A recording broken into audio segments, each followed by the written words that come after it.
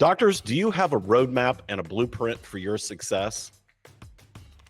Hi, everybody. Welcome to the KC CHIROpulse Podcast, brought to you by CATS Consultants and Chiro Health USA. I'm your host, Dr. Michael Perusich, and I've got a guest star with me today, one of my good friends and mentor, Dr. David Katz. David, welcome. Thank you very much. Good to see you today. Yeah, it's good to see you. You said that you had moved, and we are living fairly close together now, maybe 12, 15 miles apart, so we'll have to get together. Yes, for sure, for sure. So I have always considered you as the guru of goal setting, and you've taken me through a lot of goal setting scenarios and things. And I thought it would be nice if we talked to the doctors out there about just some good ways to set goals, why goals are important, and everything that goes along with that. So I'm just going to let you just jump in here and I'll dive in where I can. Okay, very good. I appreciate that. And by the way, you say you dive in where you can, but you could teach this goal setting class as well as I do. Everybody learns from somebody else. You learn from me, but you became the master of it. So that's very good. I appreciate that. I have to tell you how I got into goal setting. I was going to a chiropractic convention that the state was holding, and they had a guy named John Shaw that was supposed to come and speak. But when he heard how small the crowd was, he sent his understudy called Rick Ernst. And Rick Ernst taught our chiropractic group in the state association. He spoke 20 minutes on goal setting, but he gave me enough information that I drove back 300 miles, because that's how far I was on the other end of the state. I had to drive back 300 miles. I solidified it in my mind, and I started setting and reaching goals, and I never really looked back. In fact, there's a lot of things you can attribute to your success and to my success. And part of it was our good upbringing, our parents. I know you had parents that you really loved and looked up to, and so did I. And that's one of the ways. But I think as far as a procedure, setting and reaching goals was the number one thing that propelled me into success as a chiropractor, and then as a chiropractic consultant. Yeah, I would agree with you. You have to have those stepping stones. It's just like having a roadmap. If you don't have a roadmap, you can't drive across the country. And I know everybody's out there thinking, we have GPS, but what if you didn't have GPS? You would just be wandering in the night. And if you got to your destination, it'd be by accident. And we never want our success to be attributed to accidental. It happens sometimes, and that's a bonus. But gosh, we really need those stepping stones, those goals to know where we're going and how we're going to get there. You really do. And the first step in setting and reaching goals is really a fun step. A lot of times when you do projects, you got to start out with the grunt work first. And you got to do things Right. that aren't too much fun. But with goal setting, you start out with one of the most fun things you can do. And if people are going to take notes, if you're listening today or watching today and want to take notes, I would really encourage you to take notes, because there are like steps that are involved in goal setting. And the first step is just to make a list of everything you want to have, do, and become.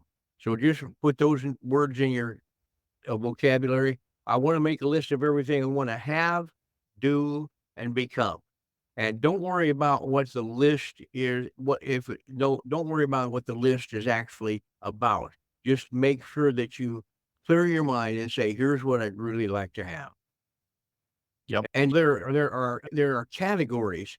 When I start writing my goals down, and by the way, about every 9 months, I sit down and I rewrite my goals as though I don't have any. Then I compare the list I just made to the list I already had and see if they still coincide.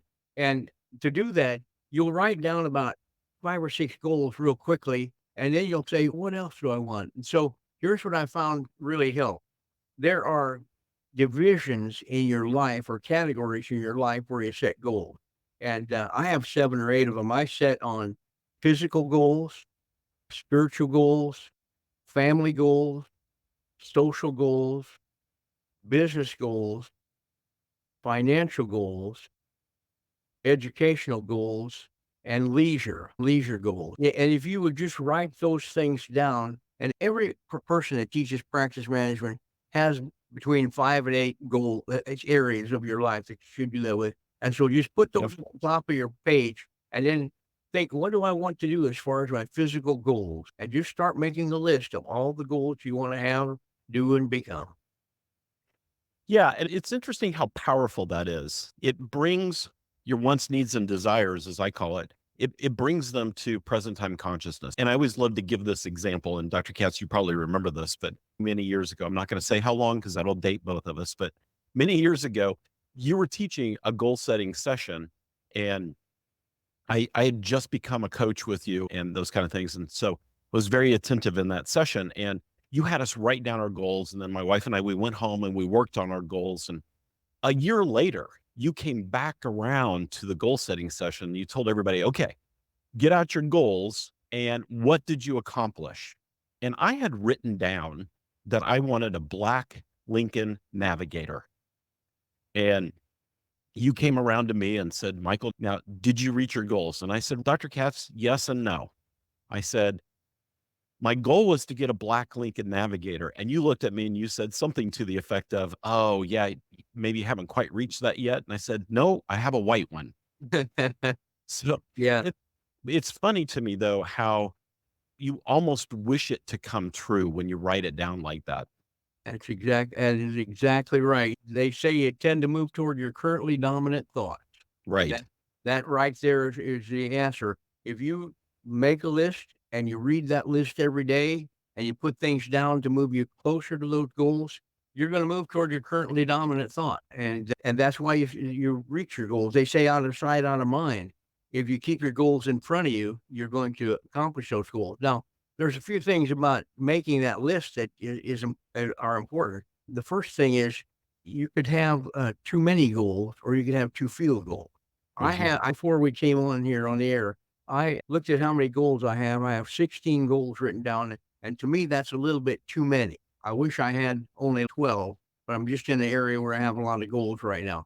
But I wish I had about 12. I like that number, but don't get up to 22 or 25 because you're making a list instead of making a list of goals. You're making a list of to do. And so that's the first thing. Don't have too many goals. I like 10 or 12, 14 at the top. Yeah. I have 16, but I wish I didn't. And then don't have too few goals. They say that some people don't know what to do with themselves.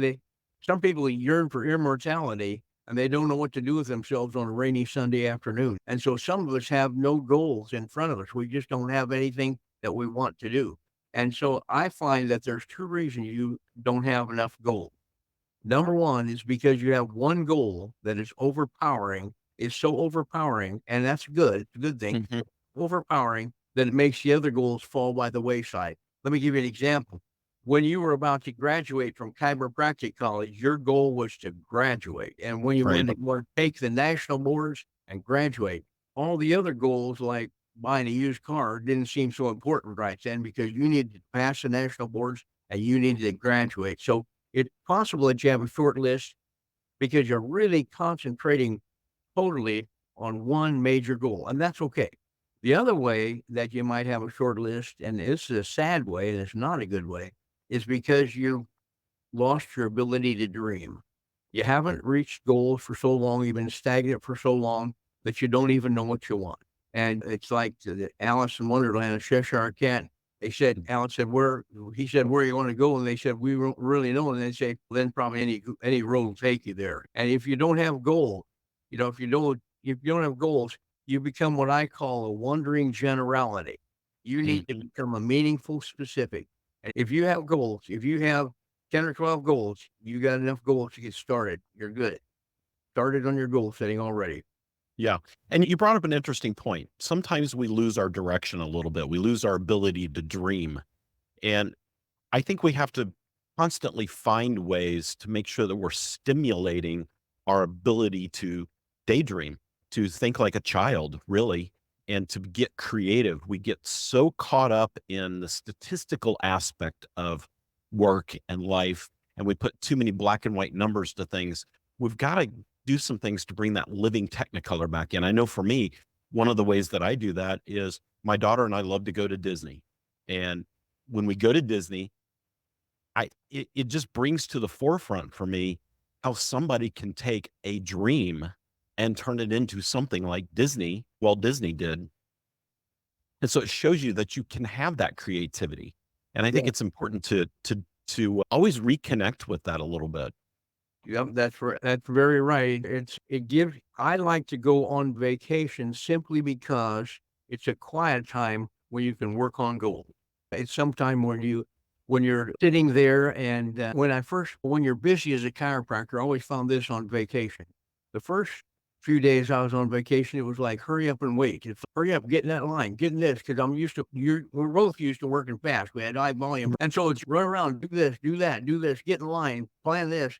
And then after 2 days of that, you slow down, 2 or 3 days, and then you slow down. And then you got like 3 or 4 days when you're in the groove. When you're in the groove, when you're really thinking and planning, you're sitting on the beach, you're planning, and you're vacationing, you're having fun with your family, and and then you think about your goals, and you think about big ideas, and then the last couple of days you say, okay, I'm ready to go home. I got my goals in line. I'm ready to go home. One thing that you need to realize is some people say, I might do this and it won't come true.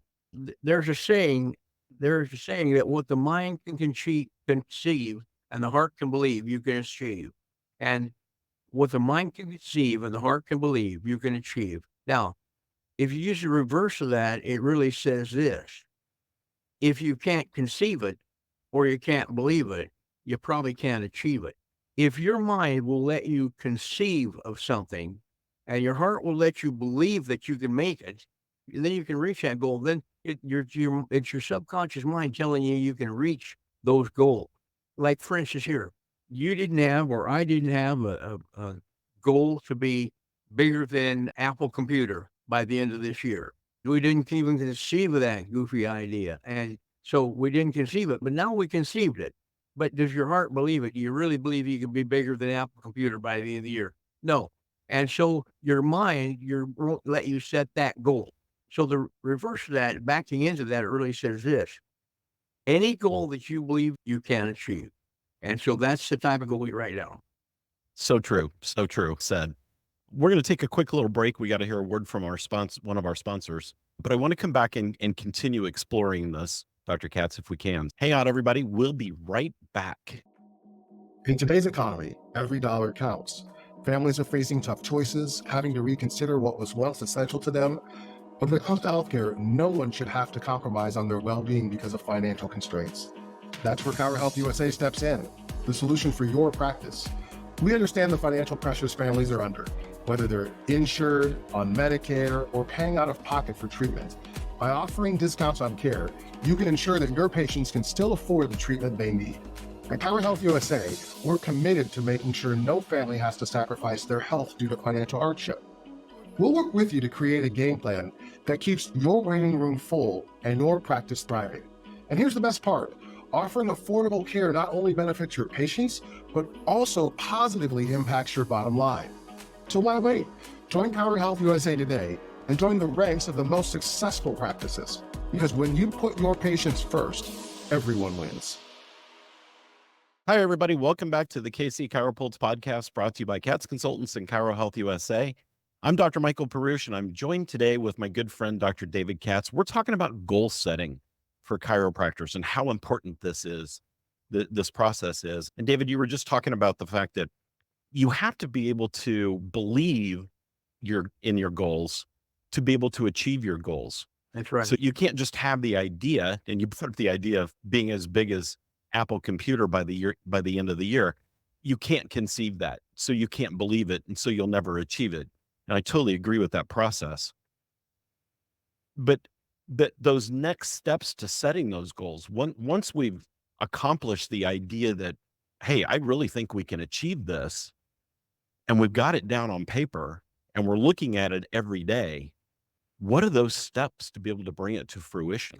Yeah. One of the steps, maybe a small step, but an important step, and you alluded to it earlier, Dr. Perusich. You said you had a goal to have a black Lincoln Navigator. If that was specific, you had specific information, then there was more specific information than just that. But your first thing is your goals have to be specific.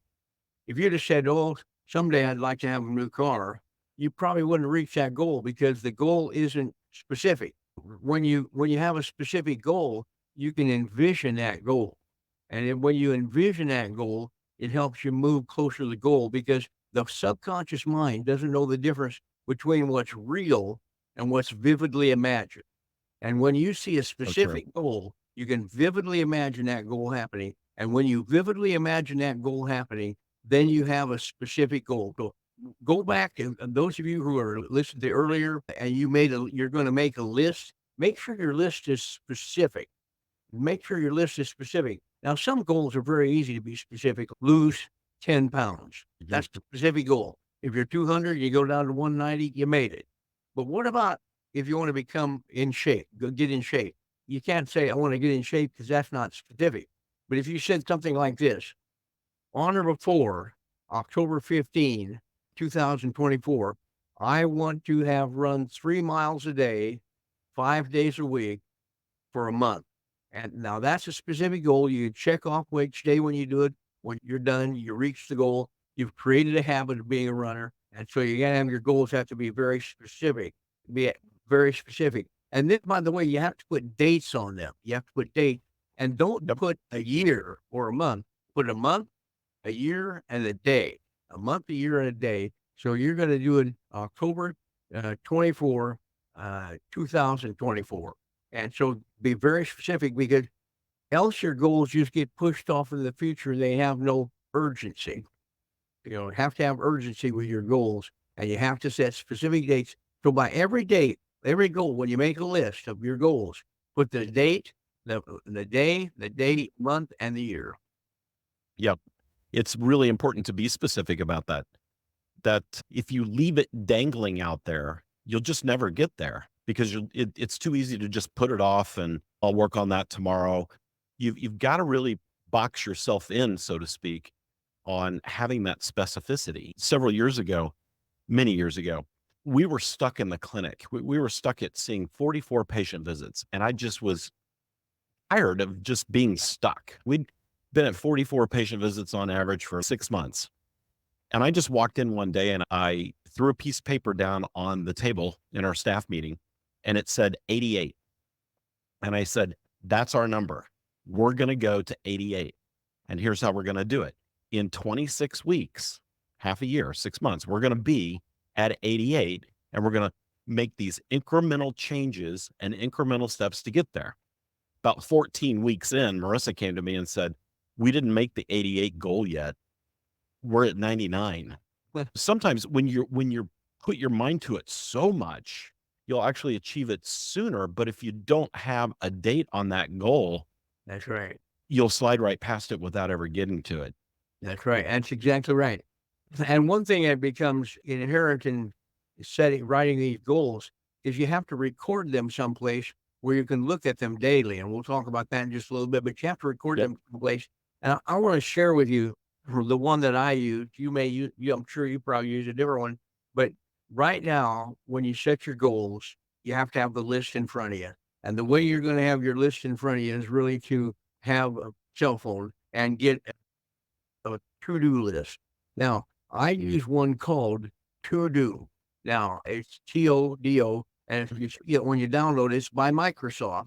In fact, it used to be called Wunderlist, and Wunderlist was so good that Microsoft bought them out. So it's To-Do. It's the best list program for setting goals that you could ever have, and it's free, totally free. It's just a little white box with a blue check mark in it. That's the icon that it has. And you should all go and download To-Do, the To-Do list today. And on one of those I can't remember if it comes automatically with a goal, or one of the lists that says goal, or if I put it on there so early on, I forgot about it. But there's one list that I have that's called goal. And it's just like today. I looked at my goals today and I rearranged some of them a little bit. But it's very important that you get your goals in front of you so that you can read them every day. And my wife carries a day timer, a little one she still has writes in, and she's always looking for that day timer. And always forgetting it when we go to a restaurant or something, work on goals. Whereas if you have it on your to-do list, on your goals written down, you're never going to say, "Okay, where are my goals here? Where's my goals?" You can tell her I said to upgrade her technology. That's right. That's right. You're using a list type thing? I do. Yeah. Something very similar. I used to use To-Do, but now I think it's called OneNote.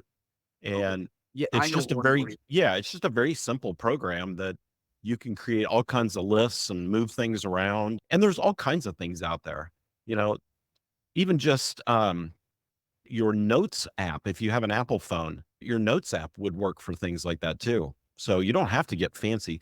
And I did a little cursory look out there in different apps out there. And my gosh, you can spend hundreds of dollars on these apps. And the crazy thing, in my opinion, is you don't need to do that. you don't need to spend a penny.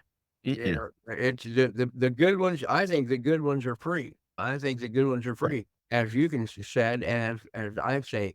So just get one of those apps. Doesn't matter which one. It's just that you're comfortable with the one you get, and it takes a while. I went. I used to have carry the old daily planner. Yeah. I used to call it my goal planner instead of my daily planner because I had my goals in it. Then I'd switch to the phone. Then I'd say I'll go back to the planner and switch to the phone. Finally, I said I switched to the phone, and it's the way to go now. It's the way to go to have your that Yeah. because then you can read them daily, and that's really the next step in goal setting is to read the goals daily. To read the goals daily. And by the way, when you put your dates on the goals, put those there too. And then you have to say when you set the date, you have to say if everything goes okay, when can I reasonably expect to reach my goal? When can I reasonably expect to reach my goal? And then that's your goal, your day, your month, your day, your year. That's your Mhm. goal. Now, when you get that down, then read those goals daily. Some people like to do it at night and plan their next morning. I like to do it in the morning. I look at my goals in the morning and go over them and see where I've got to go and what I've got to do. And I just feeling fresher then. But you do what that there's no dried rule on that. Do you look at your goals in the morning or night? I do it in the morning. So, and I have this very regimented routine. So when I get out of bed, I read my devotional and then boom, I hit my goals. I look at my goals because that it just gets it in my mind for the day, just right off the start, right off the get go. And then I peek at them again before I go to bed at night. Yeah, no, that's right. And so you read your goals daily. And by the way, read your goals other times too. Now, I don't want to get you to be a careless driver, but sometimes I have my GPS up on a thing where I can look at it when I'm driving. My phone that uses my GPS in my car. And I can switch that to goals and I can glance at a goal and then I can drive, especially if I'm driving open road, like between two states or something like that, open road. I glance at that and then I read my goals. Or here's another time. When you go to the dentist and wait in the dentist's office, instead of listening to them drilling in the back, escape to your goals, read your goals, and it'll give you some forward motion. Read your goals, list goals, read them daily, get them in that app, read them daily. And then from that step, you got to do something about it. See, so far, you put down a bunch of goals, but if you don't put an action plan behind it, now you're just you're a daydreamer. It's a Right. pipe dream. It's not a goal. It's a pipe dream. So you got to put action to it. So every day when you read your goals, you say this: "What can I do today to move me closer to this goal?" And usually there will be some little step. I don't care how small it is. There's going to be some little step that'll move you closer to that goal. Now, sometimes you can't. One of your goals may be to sell your house, and you've done everything you can do to sell the house that you can think of. Maybe you can't put something down for that goal today, but try to put something down on your to-do list of things to accomplish in reaching those goals. So I read the goal, and the goal may say, I don't know, the goal may say, start a podcast. And so when you started this podcast, you may have said, I need the right equipment. And so you scout out the right microphone, the cameras and things like that, the right software. And so you read your goals and then you say, what can I do today to move me closer to that goal? And you write it down and that's your to-do list for today. Now, in addition to those goals, you're going to have other things because your goals are important. They move you closer to your goals. Those goal lists, the goals you get on your list are important. The things to do that reach your goals are important because they help you reach your goals. Urgencies will also come in. Things you have to do today, like license your car or attend CEU seminars. I got 10 CEU seminars this weekend. And so that I have to put that down as things you have to do. They go on your to-do list too, or pick up your laundry, pick up your dry cleaning or something like that, or get the oil change in your car. Those little things will get on your list too, but get them on the list along with the important things. And those are the things that pertain to the goal. Yeah, absolutely. Yeah, I keep a parallel list of one's to-dos and one's goals. And sometimes things from my goals come over to my to-dos because those are my action steps to get to my goals. So Yeah. Yeah. we're going to take another quick little break here. I'm getting the signal for another break. So we're going to hear a quick word from our sponsor. We'll come back and we're going to continue talking about setting these goals. Pat's Chiropractic Consultants, your partner in chiropractic success. We are dedicated with one-on-one guidance to bring you all your practice management needs. Let's supercharge your practice. Give us a call today. All right, everybody, welcome back to the KC CHIROpulse Podcast. I'm sitting here with Dr. David Getz, everybody's friend and mentor. So, David, we appreciate you being here today. We're talking about goal setting and how important this is. And we were just diving into the action steps of making goals happen and the difference between a to-do list and your goals, and how little things from your goals may pop over to your to-do list as you take those steps towards reaching those goals. Yeah, that's right. And sometimes if you've read, what was it? I can't remember the 7 Habits of Highly Influential. 7 Habits of Highly Effective People. Yep. Covey. That's who it Covey. was. He suggests that you get things that are important that you begin with the end in mind. You begin with the end in mind so that you know what you want when you start reaching your goals. And you have to make that list, and then you just work that list. You work the list every day, make a list, work a list, make a list, work a list, and it's going to move you closer to your goal. And every day you got to think, what can I do today to move me closer to my goal? Now, people say, aren't you ever happy? You always have to have more goals. Aren't you ever happy just where you are? Listen, I'm always happy while I'm reaching my goals. I'm always happy by reaching my goals. In fact, the way I wouldn't be happy is if I didn't have a goal. Exactly. It's reaching your goals that make you happy. And then then eventually you will become what you desire to become in your life. You bring up a really good point there. I hadn't really thought about that before, but your goals do lead you down this path of happiness because there's such positive affirmation that gets attached to it. When you reach a goal, it's wow, let's throw a ticker tape parade because it just feels good and it drives you to want to do it more and more. And I agree with you. If you don't have goals, I'm not real sure how you keep yourself in that positive framework all the time.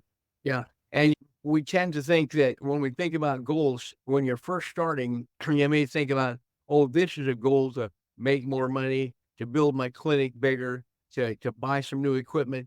But really, you have to have roundness in life. You have to have completeness in life. And so a lot of your goals are going to be on family issues. Like one of I don't live close to my children. So I say my adult children. So I say, call them more frequently, text them more frequently. That's one of my goals, to contact the kids more frequently, to stay in line with them. In fact, I have to tell you, we were in Hawaii, and Dr. Perusich, you may remember this. We were in Hawaii, and we were doing a goal setting session remember, we were doing a goal setting session for these people, and these people got $1 million practices, $2 million practices, $3 million practices. And this is already 15 years ago or 20, and for big practices, because to have a $2 or $3 million practice 15 years ago was a big practice, 15 or 20 years ago. And it was 18 years ago, to be specific. 18, was it 18 years ago? Yeah. How did you know that? Because I remember how old my daughter was at the time. Okay, yeah. And here's the interesting thing you'll find. Remember when we first started talking in the podcast, we said you have to have goals for your physical health, your spiritual health, your social health, your family, your finances, your goals, your work goals, your business goals. And you would think that these people that got $2 and $3 million practice, $1 million practice, they're all going to say, where can I make some more money? Their goal is going to be all money.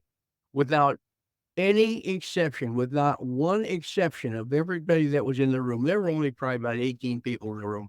But without one exception, every one of them, their number one and number two goals would be family or spiritual. That really surprised me. It was family or spiritual. And you know what? Nothing made me happier to hear that, because you have to keep everything in perspective. There was a verse in the Bible story in the Bible where a guy has all these storehouses full of grain, and he says, I'm going to tear down those storehouses and build even bigger ones. In other words, he's going for more and more money. And in the Bible, it says, you fools, tonight your life is going to be required of you. And so you got to keep all your goals in perspective. Spend as much time as you do on your spiritual, your family, your physical. And there are different seasons. There are different seasons for goals. In Ecclesiastes 3, it says, for everything there's a season. And so you might be in your financial season right now where you have a lot of financial goals, and you may not be in your spiritual season. That doesn't mean you're not a good person, that you're not a spiritual person. It just means that right now, that's not the main one. Eventually that will percolate to the top, but you have to keep all your goals in perspective. Just think about it this way. There's never been a man that on his deathbed raised up on one elbow and said, I wish I would have spent more time at the office. So from your perspective, Right. Perspective. And I think goal setting really helps you create that balance, especially when you line out goals for all the different buckets, from family to spiritual to business to leisure and all those things. It really does help you create that balance so that you're not so heavy. And I see doctors do this all the time. They're spending so much time working on their business that they lose that balance on the other side, and family and leisure and those kind of things go by the wayside sometimes. That's exactly right. When everything is said and done, it isn't how much more money you made today. Now, I know that you joined a management company to build your practice and to make more money and to help more people. But those are great goals and wonderful goals kept in perspective with all the other ones. Exactly. With all the other ones. So Exactly. So true. Dr. Katz, this has been a great conversation, and I hope everybody out there listening really takes heedance to really sitting down and setting your goals and defining out what's important and where you want to go with your practice, with your family, with your leisure time, with your spirituality, whatever that means to you. Make sure that you're really focusing on creating that balanced life. And I love what you just said. In the end, when we get down to the end and we're getting ready to go visit the maker, it's not about how much money you made. It's about the impact you had on life. And so keep that in mind as you're putting your goals together. Make sure that you focus on all the buckets, not just the business side, because making more money, while it's nice and it is a goal for most of us, it shouldn't be the only goal. that's right. I'd say one more thing. When everything is said and done, I said to my wife, what I'd like on my tombstone, kidding, because I won't have a tombstone, but what I'd like to have on my tombstone is simply this: he helped a lot of people. He helped a lot of people. And that's why you are where you're at. That's why we got together. You and I got together, because your direction is exactly the same. You could do a lot of things in your management company to make a lot more money. You could bring on a lot more clients. You could be a lot more salesy. You could sell a bunch of product and things like that. But the truth of the matter is, the reason I saw you early on is because you have a goal to help people. And there's no consultant worth their salt if their primary goal isn't to help their clients. And that's exactly what you do. And so you want to get to the place where you say, as chiropractors too, when you go out on life, I hope you burn brightly like a candle, burn brightly from beginning to end, flicker a few times and go out. But when you do go out, I hope they say to you, he or she helps a lot of people. Yep. Well said. I think that's a great ending spot. Dr. Katz, it was a pleasure. Thank you so much for joining us today. It was good to see you, and I look forward to getting together with you soon. Yeah. And everybody out there, if you haven't done this yet, go to katzconsultants.com. Check out some of the things that we're doing to really help doctors have great practices that are profitable, but also finding that balance in life. So make sure you're setting your goals. Make sure you're subscribing to our podcast. Tell everybody about it. We're growing like crazy, and that's because of you listeners out there. So we appreciate you. All right, everybody. Thanks for tuning into the KC CHIROpulse Podcast, brought to you by Katz Consultants and Chiro Health USA. We will see you all next time.